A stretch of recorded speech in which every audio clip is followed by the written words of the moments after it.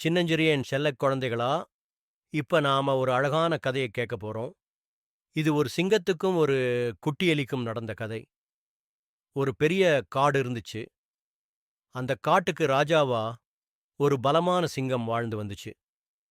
ஒரு நாள் அந்த சிங்கம் நல்லா தூங்கிட்டு இருந்துச்சு. அப்போ குட்டி எலி ஒண்ணு விளையாடிட்டே தெரியாம அந்த சிங்கம் மேல ஏறிடுச்சு. திடீர்னு சிங்கம் முழிச்சிடுச்சு.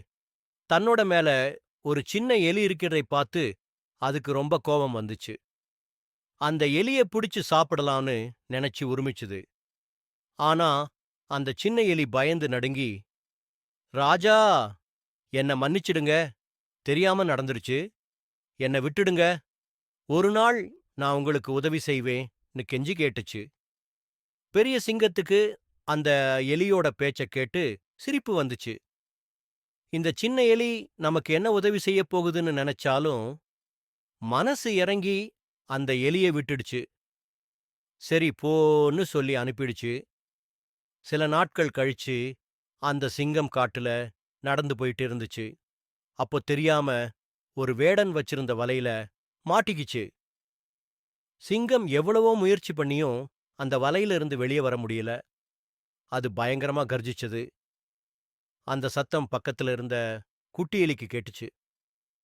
உடனே அந்த எலி வேக வேகமா அந்த இடத்துக்கு வந்துச்சு. சிங்கத்த பார்த்ததும் அதுக்கு ரொம்ப கஷ்டமா இருந்துச்சு. அந்த குட்டி எலி கொஞ்சமும் பயப்படாம தன்னோட ஷார்ப் பல்லால அந்த வலையோட கயிறுகள கடிக்க ஆரம்பிச்சுது. டக் டக் டக்ன்னு வேகமா கடிச்சு அந்த வலைய அறுத்துடுச்சு. கொஞ்ச நேரத்துல அந்த பெரிய சிங்கம் அந்த வலையில இருந்து வெளிய வந்துருச்சு. அந்த சின்ன எலிக்கு ரொம்ப நன்றி சொன்னுச்சு.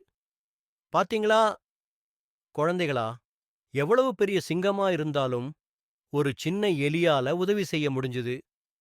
யாரையும் சின்னவங்கன்னு எடை போடக்கூடாது. எல்லாரும் மத்தவங்களுக்கு உதவ முடியும். கருணையோட இருந்தா கஷ்ட காலத்துல அது நமக்குன்னு திரும்ப வரும்.